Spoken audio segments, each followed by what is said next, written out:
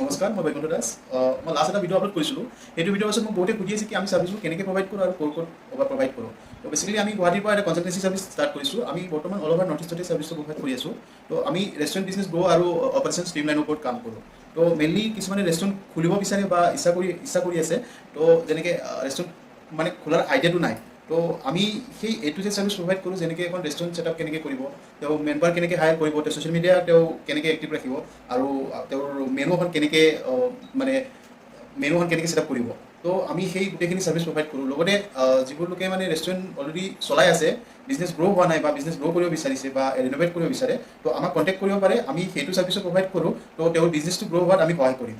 লগতে কিছুমানে ছ'চিয়েল মিডিয়াত এক্টিভ মানে হ'ব বিচাৰে, কিন্তু কেনেকৈ এক্টিভ হ'ব সেইটো মানে আইডিয়া নাপায়। তো আমি সেই ছ'চিয়েল মিডিয়া টীম এটাও আছে, আমি ছ'চিয়েল মিডিয়াৰ গোটেইখিনি আমি কাম কৰি দিওঁ।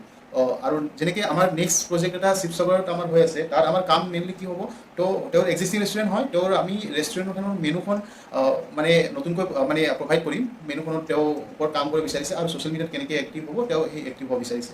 তো আপোনালোকেও যদি বিচাৰিছে তেনেকুৱা কিবা ছাৰ্ভিচ, তো আমাক কণ্টেক্ট কৰিব পাৰে। আমাৰ কণ্টেক্ট ডিটেইলছ ডেছক্ৰিপশ্যনত মেনশ্যন কৰি দিয়া হ'ব। Thank U.